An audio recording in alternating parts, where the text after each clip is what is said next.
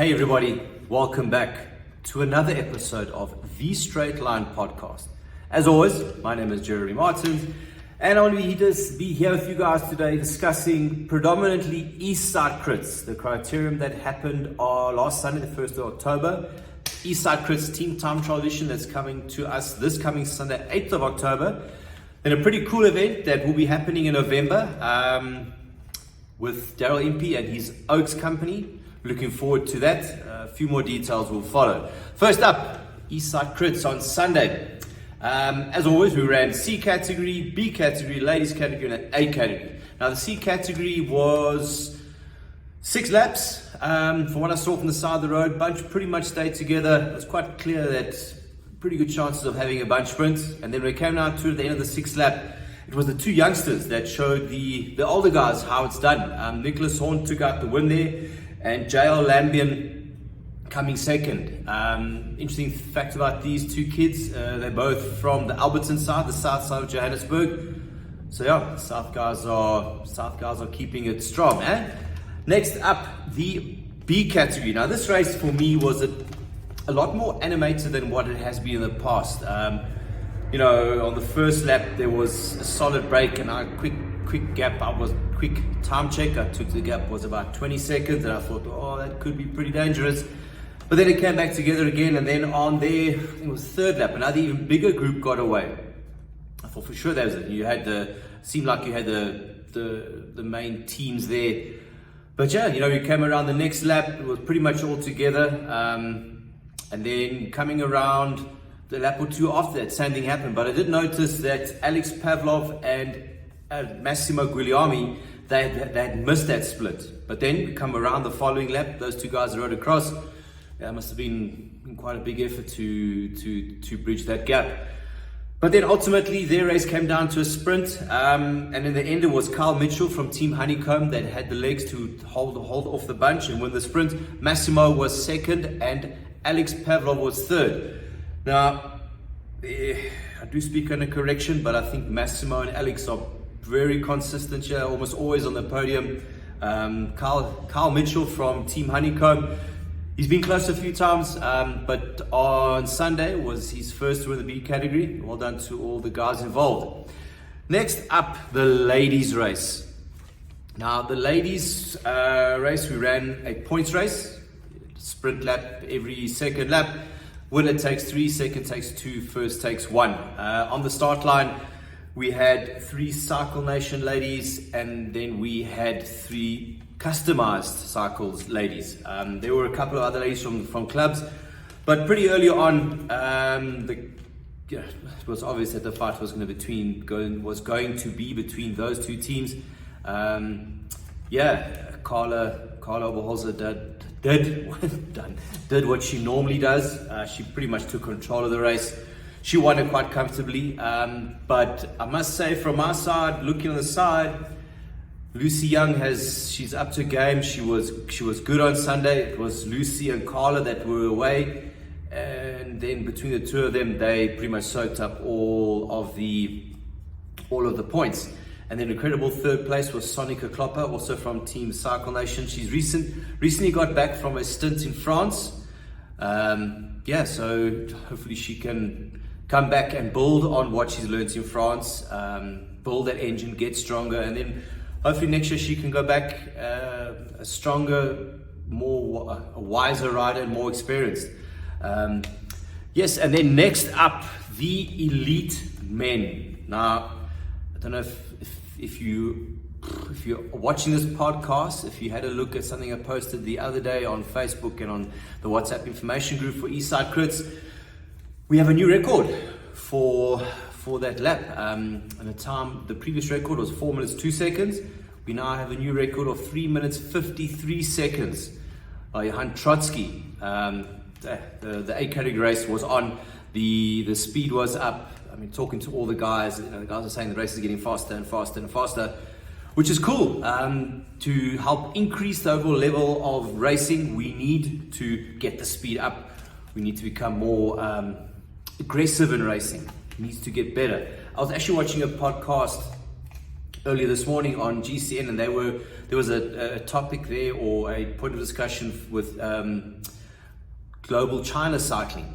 And there was a 4-day stage race. The opening stage was a 117 kilometer criterium, 11 laps of a 10k circuit or something along those lines. But anyway, at the end of that, their average speed was 47 for 117 k's, and from what I could see on the video footage, it looked relatively flat. But the point I'm trying to get here is that international racing, the speed is up. Now, with our event at Eastside Crits, I think the guys are, from what I see, the guys are getting better, the speed's getting higher, and as always, from a bike racing fan side, I think this is fantastic. We need more of this style of racing. But anyway, back to the race. Some guys are going to love this format, Reynard Butler. Other guys are going to hate this format, the guys who didn't win. We've been running a points race, essentially a progressive points race system for the points. What that means is every 2 laps, there is a sprint. Winner gets 3, second gets 2, third gets 1, and there's 5 sprints along the way. And then on the 12th and final lap, there's points, but the winner gets 9 points, second place gets 6 points, and third place gets 3 points. So what does that tell you? If you are a fast finisher, a goer, a sprinter, you want to try and chip away and accumulate points all along the time, and try and almost eliminate that one out-and-out sprinter guy that sits and waits for the finish line to go for the big points. Because if you don't have enough points when it comes down to sprint line and he takes it, you're not going to win. So yeah, that's pretty much what happened on Sunday. Eric Cross was right up in the mix, Jaden Tolo was right up in the mix, Blaine Kick was right up in the mix, and Gustav Basson was right up in the mix. I think coming into the last lap, Gustav Basson was on 8 points, Blaine Kick was on 6 points, and Emil van Niekerk was on 2 points because he got second place in the first sprint. And then, as it would work out in the final sprint, Reynard Butler brilliant lead out, positioned himself perfectly. From what I understand, from what I could see, there was a little bit of a lull in the front group where your Gustav was, where your Blaine was, and your Jaden was. There was a little bit of a lull, and then coming around, a few facing towards the finish on the left-hand side, Reynard came through on the left with a meal on his wheel. Bang, there you go. Reynard went from 0 to 9 points, which put him on top of the pile. Emil went from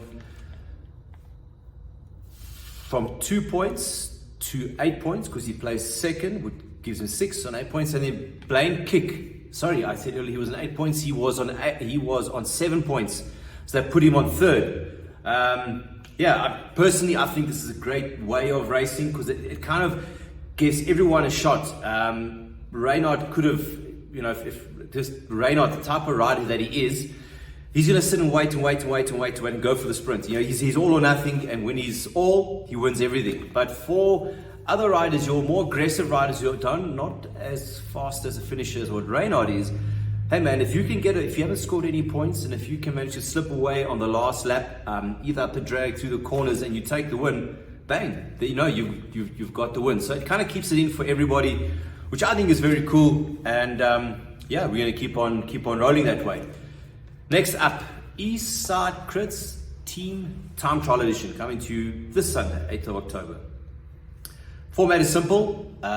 Start and finish area will be where we have been running the last few criteriums. Team will consist of 4 riders. Team can be male teams, can be female teams, can be mixed teams. Ages, I'm hoping to see a lot of youngsters there. You can have your Elite and 23 riders, your Master riders, all the way up. All riders will be running 5 laps of the 3.2 kilometer circuits. That's going to put them on 16 kilometers. If you were there last time and you managed to watch it or take note of the times, Team Honeycomb, they finished the 16 kilometer lap with a time of 20 minutes 49 seconds. In second place behind it was Team DMS, very close. They were 20 minutes 52 seconds. I think this weekend Team Honeycomb is going to want to go a bit quicker on their 20 minutes 49. I think DMS are actually going to what a pip Team Honeycomb on this one. So I'm looking forward to a good fight for this. Last time, a surprise for me last time was Team Office Guru. They were 25 to 30 seconds behind the winners. I think if those boys can get themselves together with a little bit more focus, I think it's possible that they can, keep the same gap or possibly even bring it closer. So, Emil, what are you going to do with your boys? Jamie, get them fired up.